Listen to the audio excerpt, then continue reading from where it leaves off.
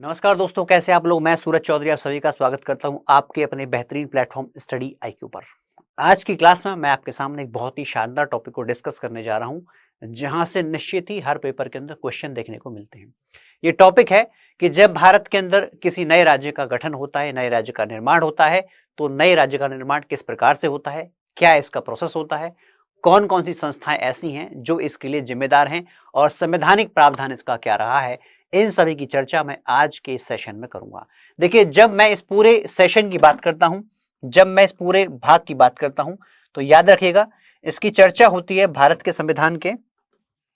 इसकी चर्चा जब आप देखेंगे तो इसकी चर्चा आप देखेंगे भारत के संविधान के भाग 1 में होती है।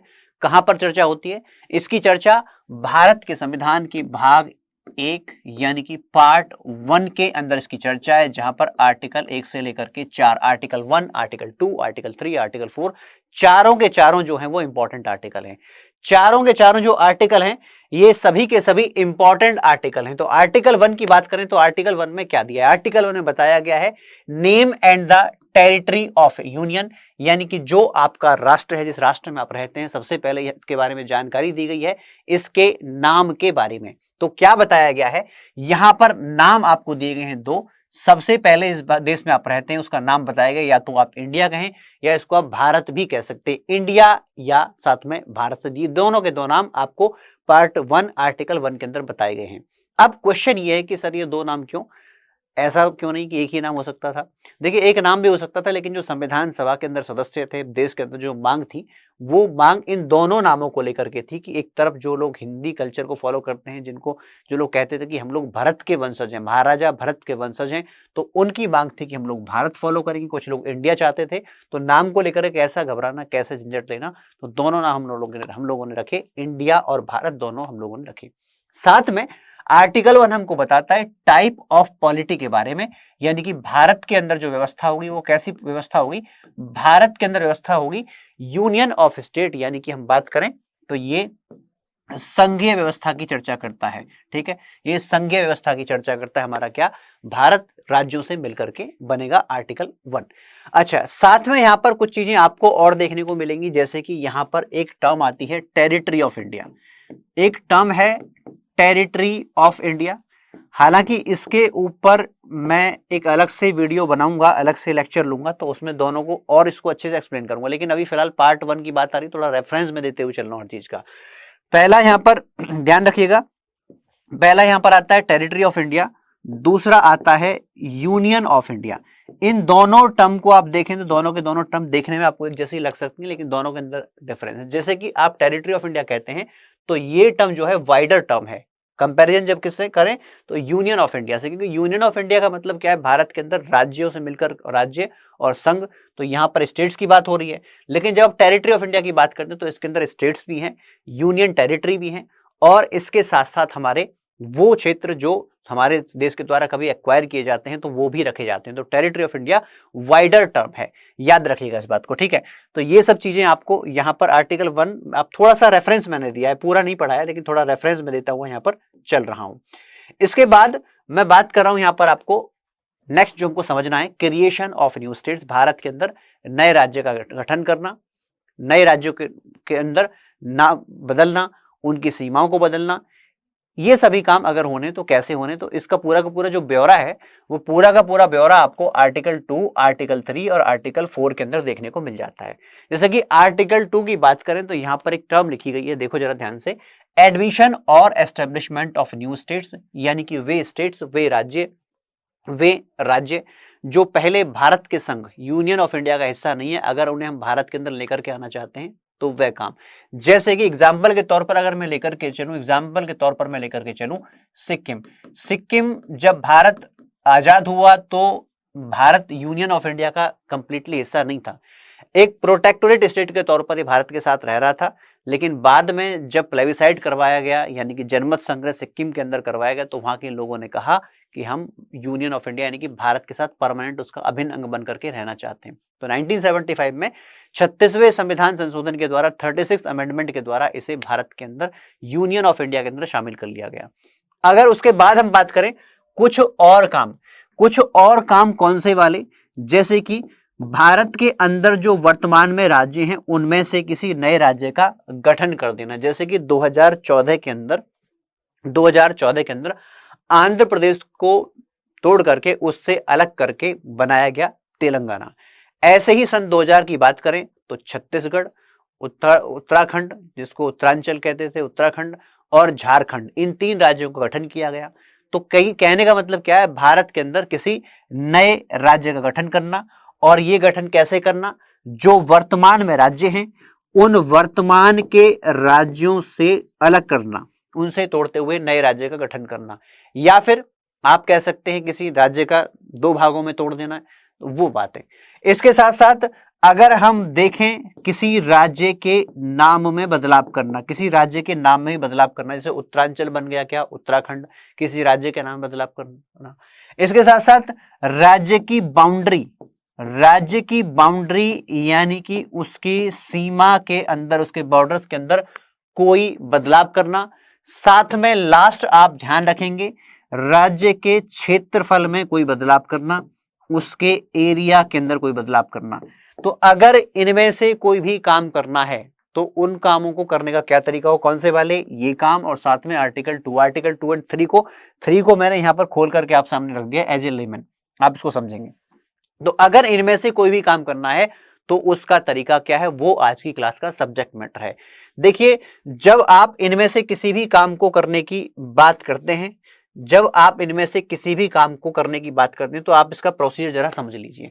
देखिए, जब भी ऐसा कोई भी काम होना है, कौन से वाला, भारतीय संघ में किसी नए राज्य को शामिल करना, किसी नए राज्य का निर्माण करना, राज्य की सीमाओं में बदलाव करना, उसके नाम में बदलाव करना, उसके क्षेत्रफल में बदलाव करना, इनमें से कोई भी काम करना है तो याद रखना अल्टीमेटली ये काम कौन करेगा, अंतिम निर्णय किसका होता है, अंतिम निर्णय होता है किसका, देश की संसद का, पार्लियामेंट का अंतिम निर्णय होता है। लेकिन इसका प्रोसेस क्या है, देखिए, जब पार्लियामेंट की आप बात करते हैं तो पार्लियामेंट का मतलब क्या होता है, आर्टिकल 79 के अकॉर्डिंग पार्लियामेंट का मतलब 3 चीजें होती हैं। सबसे पहले राष्ट्रपति, दूसरा राज्यसभा और तीसरा लोकसभा। ठीक है, यानी कि जब भी कोई बिल इनमें से किसी भी काम के लिए आएगा तो वो लोकसभा या राज्यसभा में कहीं भी आ सकता है। लेकिन उससे पहले कुछ बातें आपको ध्यान रखनी है। सबसे पहले जब भी ऐसा कोई बिल आता है तो उसके संबंध में हमको संबंधित राज्य से पूछना जरूरी है। संबंधित राज्य मतलब जिस राज्य का नाम आप बदलने जा रहे हैं, जिस राज्य को 2 भागों में बांटने जा रहे हैं, तो उनसे जरूर पूछा जाता है। उनसे पूछने का मतलब क्या है, उनमें किससे पूछेंगे, गवर्नर से पूछेंगे, मुख्यमंत्री से, या वहां के हाईकोर्ट से, किससे पूछा जाएगा, तो याद रखना राज्य के अंदर ये सलाह किससे ली जाती है, जो राज्य का विधानमंडल है। राज्य का विधानमंडल स्टेट लेजिस्लेचर, राज्य विधानमंडल क्या है, राज्य विधानमंडल वहां की विधानसभा, विधान परिषद, उनसे ये निर्णय पूछा जाता है कि आपका इसमें क्या मत है। उनका जो मत है उसकी कॉपी राष्ट्रपति के पास पहुंचती है। और याद रखना, जब राज्य से सलाह ली जाती है तो ये सलाह ली जाती है निश्चित समय में, ये सलाह निश्चित समय में ली जाती है, given period of time, fix time period में ये सलाह जो है राष्ट्रपति के पास आती है। ये बात आप ध्यान रखिएगा। अब जब ये सलाह राष्ट्रपति के पास आ गई तो याद रखना कि ये सलाह राष्ट्रपति पर बाइंडिंग नहीं है। बात समझ में आई, पूछा जरूर लेकिन बाइंडिंग नहीं। तो सबसे पहले आप राज्यों से ही पूछेंगे। दूसरी बात, जब इस विधेयक को आप लोकसभा राज्यसभा में लेकर के आएंगे तो ध्यान रखना, बिल्कुल बहुत ध्यान से सोचने वाली बात है कि ये देश की सुरक्षा की बात आ जाती है, देश की अखंडता की बात आ जाती है। तो इसके लिए कहा गया है कि जब भी ऐसा कोई विधेयक आप लेकर के आना चाहते हैं तो उस पर राष्ट्रपति की प्रायर रिकमेंडेशन होना जरूरी है, राष्ट्रपति की पूर्व सिफारिश होना जरूरी है। मतलब राष्ट्रपति की सिफारिश के बिना ऐसा बिल कोई भी नहीं लेकर के आ सकता। अब ये क्लॉज क्यों जरूरी है, देखो, जैसे होता क्या है, राज्यसभा की बात करें तो 245 सदस्य, यहां पर लोकसभा की बात करेंगे तो आज के टाइम पर 543 सदस्य यहां पर। अब बिल लाने का अधिकार किसको होता है, जब आप ऑर्डिनरी बिल कहते हैं, साधारण विधेयक की बात करते हैं, तो ये बिल कौन लेकर के आ सकता है, कोई भी सदस्य लेकर के आ सकता है। ये सदस्य 543, चाहे वो पक्ष के हैं विपक्ष के, डजेंट मैटर, मंत्री है नहीं, कोई मैटर नहीं करता, तो ये सभी सदस्य बिल लेकर के आ सकते हैं। लेकिन ऐसा बिल लाने से पहले, इनमें से कोई भी काम करना है तो सबसे पहले कहा गया बिल तो आप ला सकते हो, ऑर्डिनरी बिल है, मेंबर लेकर के आ सकते हैं, बट उससे पहले आपको क्या करना पड़ेगा, राष्ट्रपति की पूर्व अनुशंसा लेनी पड़ेगी। तो ये इंपॉर्टेंट फैक्टर इसमें बन जाता है। मतलब दूसरे शब्दों में कह सकते हैं कि सरकार जब चाहेगी तब ये बिल आएगा, क्योंकि राष्ट्रपति किसको रेकमेंड करेंगे, जिसको प्रधानमंत्री कहेंगे, सरकार जिसको कहेगी, तो ऐसा बिल केवल और केवल सरकार लेकर के आ सकती है। इसका दूसरे शब्दों में ये मतलब हो जाता है। ठीक है, तो सबसे पहले राष्ट्रपति की प्रायर रिकमेंडेशन इसमें आवश्यकता हो जाती है। दूसरा क्वेश्चन ये आता है कि कहां लेकर के आए, लोकसभा में लेकर के आए, राज्यसभा में लेकर के आए। तो ये बिल कैसा बिल है, ये बिल है ऑर्डिनरी बिल। कैसा बिल है ये है एक ऑर्डिनरी बिल, साधारण विधेयक। और साधारण विधेयक कहां पर आ सकता है, तो याद रखिएगा कि साधारण विधेयक एनी हाउस, लोकसभा या राज्यसभा, किसी भी सदन के अंदर ये बिल लेकर के आ सकते हैं। एनी हाउस, किसी भी सदन में बिल आ सकता है, लोकसभा के अंदर भी आ सकता है, राज्यसभा के अंदर भी आ सकता है, ऑर्डिनरी बिल है। लेकिन याद रखना इसका दोनों सदनों के द्वारा इसको पारित होना चाहिए।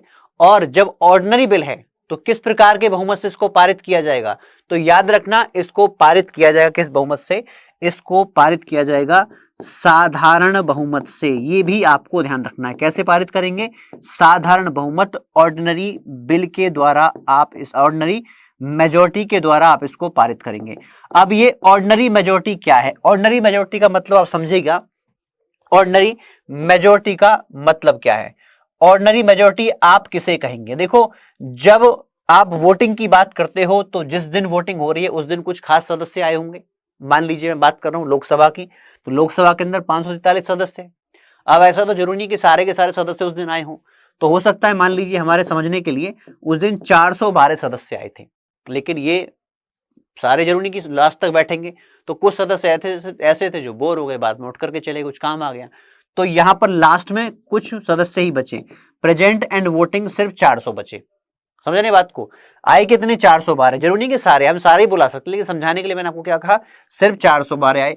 उसमें भी जब लास्ट में वोटिंग की बात आई तो कितने बचे, 400 बचे।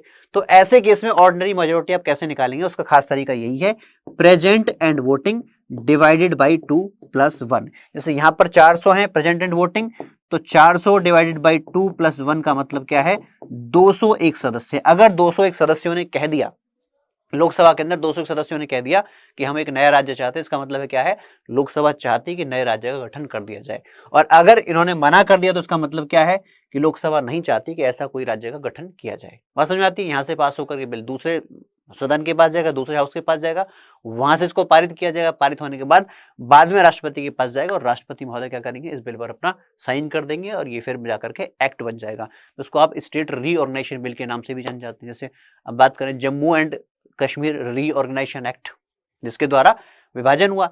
आप देखते हैं 2019 के अंदर जम्मू एंड कश्मीर को 2 भागों में तोड़ दिया गया। J&K को क्या किया गया, 2 भागों में तोड़ करके क्या कर दिया गया, एक कंप्लीटली इसको जो है 2 यूटी बना दिया गया, एक यूटी ऑफ J&K और एक यूटी ऑफ लद्दाख। ये पूरा का पूरा प्रावधान आपने देखा था 2019 के अंदर हुआ था। तो ये कैसे हुआ, इसका जो पूरा का पूरा तरीका है वो बिल्कुल पार्ट 1 में जो मैंने आपको बताया उसी तरीके से काम किया गया।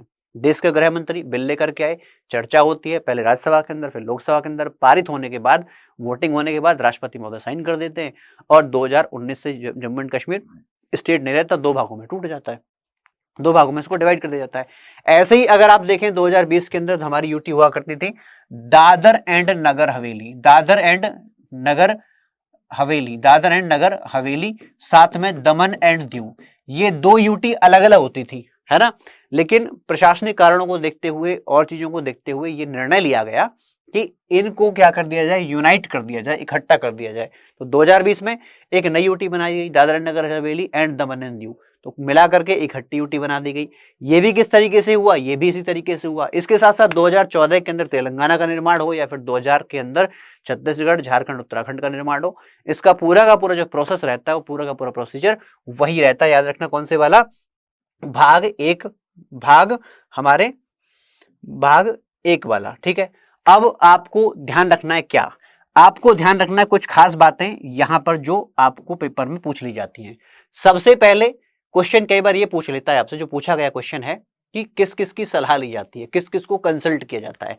सबसे पहले आप राज्य की बात करेंगे तो राज्य के अंदर राज्य के विधानमंडल को पूछा जाता है। याद रखना राज्य के विधानमंडल इसके अंदर शामिल होते हैं। साथ में भारत के राष्ट्रपति तो होते ही हैं, क्योंकि उनका तो प्रायर असेंट चाहिए ही चाहिए। इसके साथ साथ देश की संसद, पार्लियामेंट, अल्टीमेट डिसीजन देश की संसद के द्वारा लिया जाता है। ये 3 बॉडी हैं, 3 संस्थाएं जो इसके अंदर शामिल होती हैं, ठीक है। उसके बाद जब राज्य की विधानमंडल सलाह देती है राष्ट्रपति को, तो याद रखना वह सलाह निश्चित समय में दी जाती है। किसमें? निश्चित समय में, फिक्स्ड टाइम में दी जाती है। और उसके बाद भी आपको ध्यान रखना है कि ये सलाह राष्ट्रपति के ऊपर बाइंडिंग नहीं है। कहने का मतलब अंतिम निर्णय कौन लेगा? अंतिम निर्णय लेती है देश की संसद। अल्टीमेट डिसीजन पार्लियामेंट का होता है। ये पॉइंट आपको ध्यान रखना है।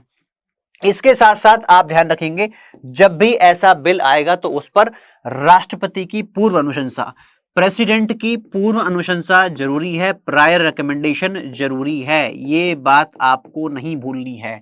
लास्ट में जब भी ऐसा बिल लेकर के आएंगे तो ऐसा बिल कैसा बिल होगा? ये बिल होता है साधारण, यानी कि ऑर्डिनरी बिल, साधारण विधेयक जिसको पारित किया जाएगा। तो कैसे? जिसको पारित किया जाएगा साधारण बहुमत के द्वारा। साधारण बहुमत के द्वारा आप इसको पारित करोगे। तो ये कुछ एक पॉइंट हैं जो आपको ध्यान रखने हैं, ठीक है। तो समय समय पर भारत के अंदर जो नए नए राज्यों का निर्माण हुआ है वो इसी प्रकार से हुआ है। बात समझ में आती है? चलिए, तो अब अगर आपको इसके संबंध में कुछ और पीपीटी, पीडीएफ, साथ में कुछ नोट्स चाहिए तो ये हमारा ऑफिशियल टेलीग्राम चैनल है।